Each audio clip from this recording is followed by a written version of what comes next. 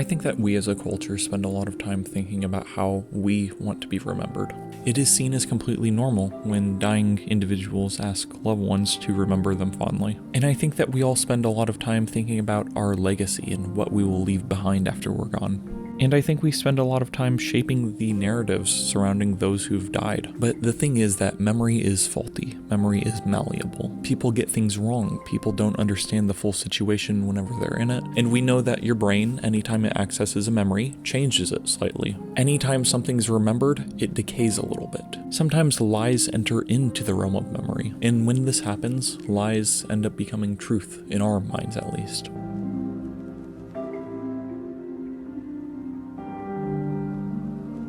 Goodbye Eria is a story about a boy, Yuta, whose mother is diagnosed with an illness. Yuta's mom buys him a phone so that he can record her life with this illness. The opening pages of this manga depict this. As his mother requested, Yuta has filmed his mother and films many of her last moments. But on her final day, whenever she's about to die, Yuta can't bring himself to do that. He can't bring himself to film his mother's death, as she specifically requested. So we see him run from the hospital, and all of a sudden it explodes. This is when we realize that we are actually watching a movie that is being played in Yuta's auditorium at school. Now, Yuta's classmates and teachers are very upset with him, questioning why he would sully the memory of his sweet mother by giving it a fantastical ending and by making the hospital explode. So, feeling terrible about himself, Yuta goes to the top of a building and explains to the audience that he is going to take his own life. But before he can do that, he meets a strange girl, Eria. She leads him into an abandoned building where she forces him to watch movies with her. She explains that she was one of the members of the audience and she loved his movie. But because others mocked and hated the movie, she would be his manager and she would help him make a truly great film to make everyone else in the auditorium bawl their eyes out. Yuta and Eria watch many movies together as a kind of makeshift film school. Now, even though Yuta's mother passed on, and so he no longer needs to film anything technically, he still does. So the two of them hang out together, and one day Eria urges Yuta to come up with a story for his next movie. So he decides to write an autobiographical story about himself, and show how he made a movie about his mother that ended in an explosion, which everyone laughed at. And then whenever he goes to commit suicide, he is stopped by a girl, Eria. But the movie needs a pinch of fantasy. So, in the movie, the girl isn't just Eria, it's Eria as a vampire. So the two of them keep on working on the movie, which is basically about their lives, with Eria pretending to be a vampire. The two of them film scenes together and talk about the movie, and then one day, Eria seems to end up in the hospital. And just as Yuta's mother asked him to do, Eria asks him to record her final days. Shortly after this, we learn something, which is that because Yuta ran out of the hospital, Yuta's father recorded his mother's final moments. Yuta's mother's final moments are shocking, because she doesn't talk about how much she loves Yuta and how much she'll miss him and his father. No, what she does instead is she calls Yuta useless. After this, we are given a bunch of flashbacks of what Yuta's mother really was like. She was mean to Yuta, she was cruel to him. She came off as vain and narcissistic, and she is the kind of person who would ask her son to film her entire death. It even seems like Yuta's mother wanted to record her death, not for her family, but rather because she thought that she would recover from her illness and would be able to make a documentary out of it. After this happens, Yuta continues to film Eria, shooting more scenes, and then Yuta is in the hospital with Eria as she is passing on, and then we zoom out, and it turns out that once again we are in the auditorium. We're watching Yuta's movie about Eria, just as we did with the movie about his mother. And then there is another reveal, which is just as Yuta's mother was mean to him, so was Eria. But Yuta, being the filmmaker that he is, was able to splice the footage together in a way that made it look like Eria was a wonderful person. In the last section of the story, we meet an adult Yuta. He tells the camera that he has continued to cut and edit the movie about Eria in the years since her passing. To Yuta, the movie has never felt exactly right. He recounts that he married and had kids, and in a car crash, every single member of his family died except for him. Unable to withstand any more deaths, he claims he has decided to take his own life, and to do that he will go back to a place that holds deep significance to him. He returns to Eria's room in the abandoned building where they watched movies together, but instead of finding it empty, he finds Eria sitting there. She tells him that the reason why he's cutting the Eria movie over and over again and why it's never felt quite right to him is because it needs a pinch of fantasy. He says that the movie does have a pinch of fantasy because he turned her into a vampire, right? Eria then replies that she wasn't fantasy, she really is a vampire, and she dies, but she gets better, like a Monty Python character or something. But when she comes back to life, she forgets everything about the past Eri. So in order to remember what she was like previously, Eri watches this film that Yuta made about Eri. This Eri learns what the old Eri was like, and she learns who she needs to become. Now, talking about the movie, this Eri says, "I'll get to see you every time I watch it.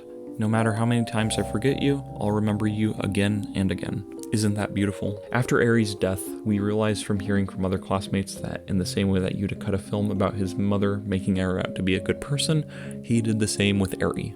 Her classmates say that in reality, Eri was really mean, and she wore glasses and a dental retainer. Even though Yuta's movie makes it seem like he and her were in love and were a couple, Yuta says that they were only a couple in the movie, not in real life. One character who knew Eri well remarks that Eri in the movie was over-idealized, but because of Yuta's depiction of her in the movie, this is how the character will always remember Eri. Even though the movie doesn't represent Eri completely accurately, this is how the person who actually knew Eri will remember her. In the same vein, the version of Eri that older Yuta finds on the couch, the version of Eri who says that she's been watching Yuta's movie, says that she learned to act like this quote-unquote over-idealized version of Eri. Even though the real version of Eri may not have truly been the way that these people remember her, this narrative presented by Yuta's movie overwrites the truth. And in doing so, Eri goes from being an angry person who was single and mean to this life-affirming, lovely, beautiful girlfriend of Yuta's. This movie turned Eri into someone great, someone who can be looked to by others as a person to live up to, and someone they can aspire to be. Even though Eri wasn't like this, and even though Yuta's mother wasn't really kind or loving, in watching these films, people find themselves moved and wanting to be someone better. This comic is, more than anything else, about how someone is remembered. We place a lot of significance on how people are remembered for many reasons, I think. One of these reasons is that because after people die, they cannot defend themselves or recount their version of events, and so I think we are willing to try to give someone the benefit of the doubt because of that. That's one reason why we advise other people to not speak poorly of the dead. But I think that another reason why is because we want ourselves to be remembered well. When we're dead and gone, not a single one of us wants for our descendants or our friends or our family to look back on us and go, "Wow, that dude sucked." So just as is natural with all things, I think we build up narratives around people and their deaths, just like Yuta does with his mother, wherein he depicts her in his film as a kind, loving parent. And this is not completely wrong. After all, everything he showed of her were actual videos of her actions, but it's a kind of lie by omission, isn't it? Just because someone does something nice, like buy you a phone, that doesn't necessarily absolve them of their mistreatment or emotional punishment of you. But at the same time, I think that pretty much anything you say about yourself or about others could be argued to be lies of omission as well. If you say you're a good person, your mind might recall the times you said something cruel or unnecessarily harsh, or times when you've been guilty of harm or hurtful deeds. And so because of that, I think that you could say that assessment of anything contains lies of omission. For instance, if you say that a movie is good, there will always be someone there to point out its faults and to argue that, yeah, no, it actually wasn't good. And in saying something is good, you are not necessarily oblivious to its faults, but rather you don't think it's necessary to speak on them. So I think that this is the line that any narratives or stories about a person straddle. You don't want to ignore someone's faults, but at the same time, you don't want to get lost in the details. But if you try to only show off the whole picture, maybe that picture isn't completely accurate. I don't know, it's a complicated and messy thing. But I think that this points to another reason why we care about how we or other people are remembered. In spite of someone's flaws, maybe we can focus on their good traits. And as we see at the end of the story, maybe we can learn something from them. All of this is why, whenever someone dies, whether famous or not, everyone who knew of them seems to suddenly have been their biggest fan and supporter, even if that maybe wasn't the case. You're perfect when you're dead because you can't make any more mistakes. People want to believe that the world lost a good person whenever someone dies, not that the world lost someone insignificant and unmemorable because they are acting out their wishes and their own desires for how they want to be remembered. Everyone wants to be remembered well, and so we all kind of play along with this, that any person who dies was all of a sudden a saint. And I think a lot of people do die who are saints and good people. I think most people who die are probably good people. I think the world is filled with good people. But at the same time, in all of this, whenever we remember someone as being perfect after they're dead, aren't we kind of lying by omission? If we're not acknowledging their faults, we're not really remembering them truthfully as they were. But that in itself is messy. Truth is a messy thing. But of course, all this is so complex because in some ways, truth is only in the eye of the beholder. And in that sense, we are unable to see everything. We can only see what's shown to us, just as Yuta only shows us what is filmed. And we cannot say how people act in the moments when we are not with them, or all the moments when they are not photographed or filmed.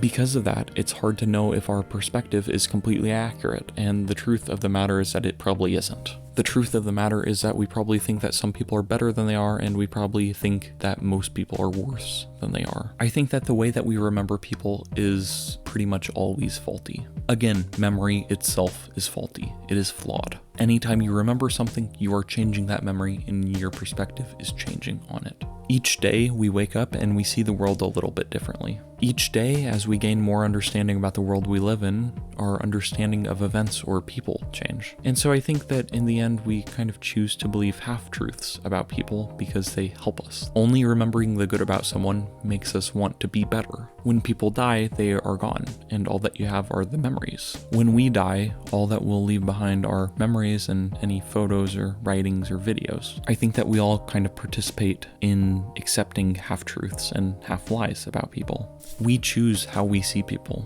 We choose how we understand them. Our perspectives are not accurate ever, really, but maybe they can be accurate enough. Maybe there is a such thing as understanding someone well enough. No one knows every single thing about any person, and so I think the desire to be remembered well speaks to human nature, and it speaks to a kind of hope that is within us, that even though we don't know everything about something, we know enough to know that someone is a good person. We know enough about someone to know that they are kind and that they are loving.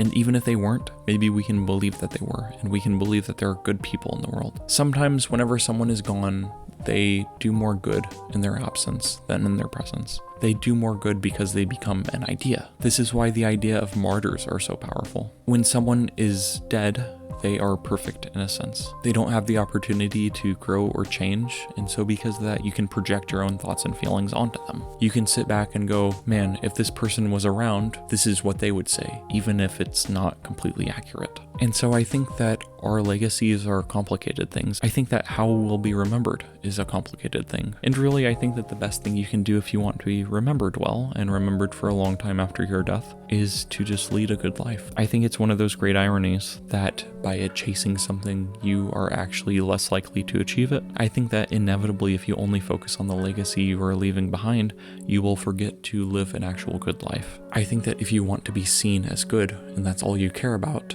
then you will do things that are not so good. You'll be focused on the image of you as opposed to the real thing. I think that we all die, and whether or not we are talked about for a long time or a short period after our death, I don't think it does any good to dwell on it now. As is the solution to most problems in life, I think that the answer to the question of how to be remembered well is just to do your best. I think it's just to try to act well and to live a good life. And even if people are not remembered completely accurately, even if they are not remembered perfectly, I think that they still can be helpful in some ways. So thank you for watching. I would love to hear your thoughts, so leave a comment. And I wish you all the best. So good night. Take care. Bye.